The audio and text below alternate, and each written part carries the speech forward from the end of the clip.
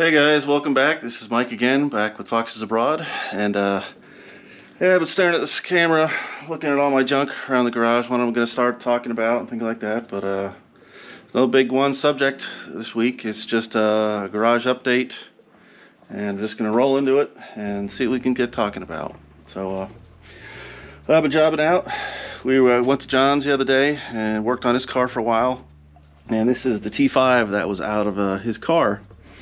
And I completely went through it, but it's just another kind of T5 build. I don't even need instruction manuals anymore when I do these. You got your specialized tools and things like that, and you can I can knock them out. But again, waiting on parts, silly little things. I'm waiting on the proper speedometer gear to stick this thing back together. So this is an 8-tooth speedometer gear, and I'm waiting on a yellow 7-tooth. Come in the mail, and then within probably 10-15 minutes I can get this sucker back together and getting ready to sell. I mean, the tail shaft is here, all cleaned, mint and primo, ready to go back on, and then this thing will be ready for sale. So Fox bodies in the UK, there's still okay of them around, but a lot of them that have automatics want to convert to 5-speed, but the money over here in the UK is vintage Mustangs and people putting 5-speeds in those. So this is how I'm going to market this transmission for sale. And the guy that I rebuilt the 390 for, that's kind of his business. He imports and sells vintage Mustangs and stuff like that because it's a big market. So it's surprisingly, you can get a lot more for a vintage Mustang over here in the UK than you can in the States, especially like the 67, 68 fastbacks, because it's a movie car and they're all about movie cars. Back years ago, all it was the Gone in 60 Seconds, the red 71 fastback Mustang. All the fastback Mustangs, everybody wanted to paint them red back in the day. And then the new Gone in 60 Seconds came out and everybody wanted a 67 fastback look-alike, you know, like the Bullet car. So that's what they're into. That's where the money is. So that's where this is gonna go. This is almost ready to go back together. We got his bell housing all cleaned up. We got ourselves a brand new block plate. I got new bolts for the bell, or trans to the bell housing. I got a new bolt kit for the bell housing to the block.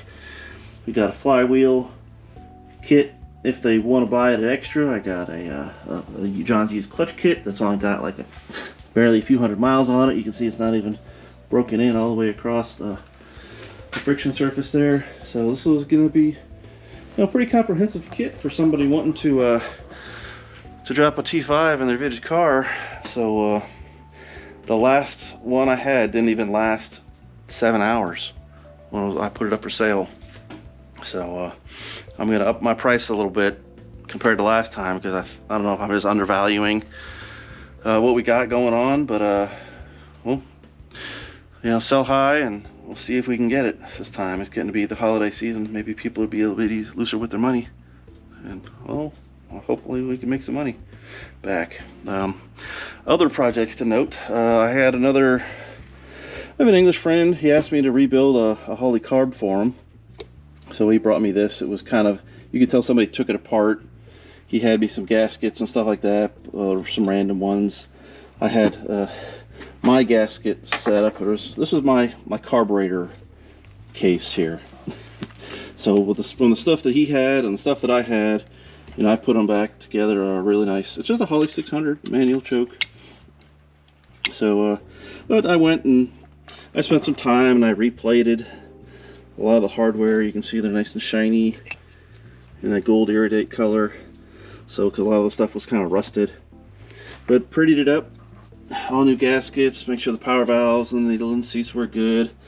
I'm really big into the nylon washers for your float bowls and stuff, because you can take them off and put them back on an infinite amount of times, not messing up those the stupid paper gaskets that you take them off once and you're lucky they'll seal again a second time.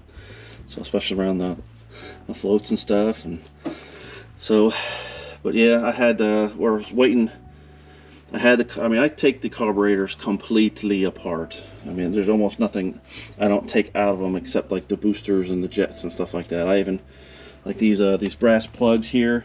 I'll pop these brass plugs out, and if there's metering wells in there, I'll take them out, clean them all inside and out with the ultrasonic cleaner. And I was waiting for these things to show up. These little kits for the plugs to plug them back up. So I got those back in the other day. Button this car back up. I got my carb done. So I was waiting for those as well, because it was when I had this carb and I tried to run it on the old 289 and 390, it was surging. So I think it was the power valve, but I took the metering block apart just to be sure there wasn't anything in there, but it's kind of just a peace of mind thing. So, but yeah, I really like my little my little Terminator case here for carburetor stuff. I mean, I got my whole big jet kit, fits perfectly in there. Yeah, air bleeds and gaskets. I got pump squirters and power valves and accelerator pump cams and boatloads of gaskets, the metering blocks, and I got gaskets. I got even the super tiny little drill bits, you use to, if you need to clean off a passage or something like that. And I got the little pin vise to hold the drill bits. I got a dedicated, nut driver and stuff like that. So yeah, if I go to the track, something like that, if I got one of my older cars, I bring the kit, and there's everything in here I need practically. So this has saved my butt a lot of times, and a lot of people that have some problems, they're looking for some Holley car parts. If I'm at the track, it saved their butt a lot too. So just random screws and nuts and bolts, the carbs you've taken apart in the years past. But it's a nice little kit. I don't even remember where I got this Pelican case. I think work had it extra or something like that, and I ended up with it, and I just repurposed it for something cool. But the same buddy that gave me the Holley to work on, he had a set of Chevy 350 heads. He's an English guy, and he's not really particular about a lot of cars, Ford, Chevys, Chryslers, but he has like a 65 Chevy Bel Air 2-door, and it's got a 350 in it that I helped him rebuild. But the heads on it I helped him rebuild the short block, but the heads we put back on it were questionable. And he's always had worries in his mind, little ticks or something like that coming from the engine that I haven't heard, but he's driven it a lot more since we rebuilt it.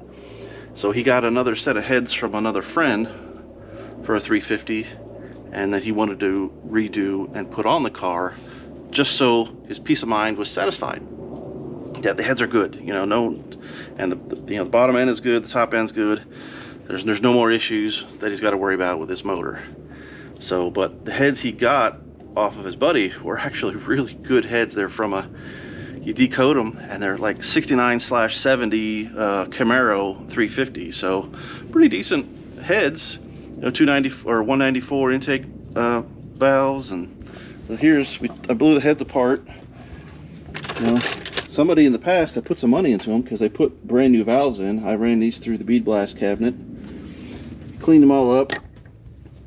The springs were aftermarket upgraded springs. I have some good, valve guard LCs to put back on it. And right now the heads are at the machine shop because I got rid of the press-in valve, rocker arm valve studs. So.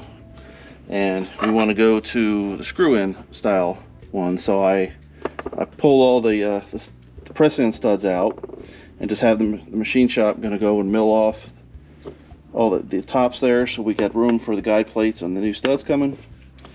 And once that's done, we're going to build him a nice set of heads that he'll never have to worry about again, hopefully. So, because he's getting to retire here, like retire at the end of early December, so I kind of want to do it as a retirement present to him. So, I mean, I've known this guy for probably 25 years now. So, good guy, very deserving. He gives a lot for others, and I just want to give a little bit back. So, once those heads are in, I mean,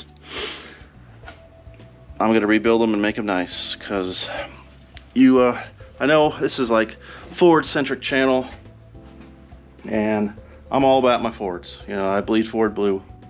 But being over here in the UK, you grow an affinity toward anything American.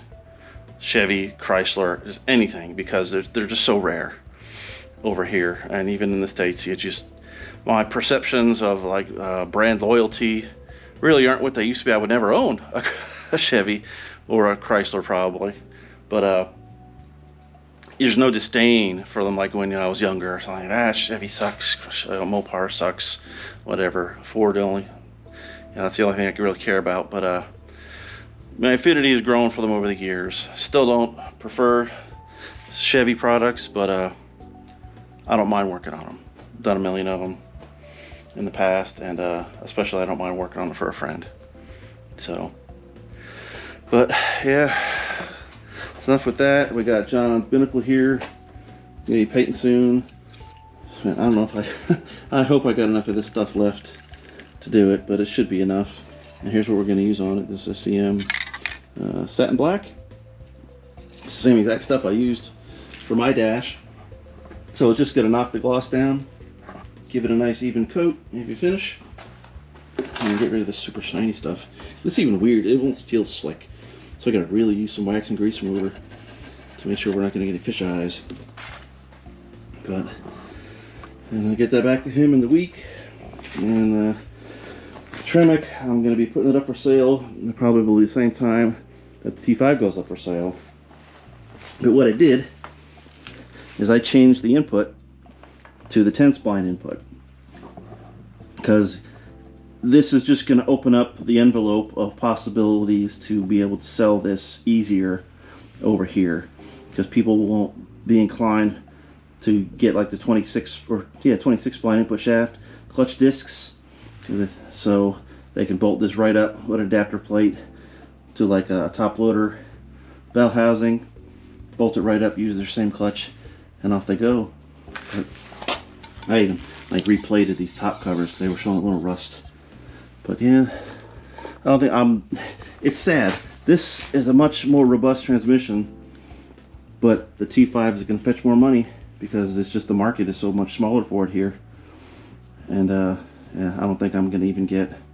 Well, I'm going to try to put this up for like 1,800 pounds, and I'll probably get knocked down a little bit, but I'll see. But like this thing owes me 1,100 bucks just in parts, and not even a long time. So, but we'll see how it goes. Up getting on. But yeah, that's just the garage update for now. Things are moving and shaking, waiting on the parts. So yeah, I think this thing's gonna get together this weekend. I'm crossing my fingers that spin arm rigger is gonna be here. But yeah, and then we get ready for Thanksgiving soon. I don't know what I'm gonna be up to, but yeah. So, but that's the garage update for the week, and thanks for sticking with me to the end, and I'll catch you guys in the next video.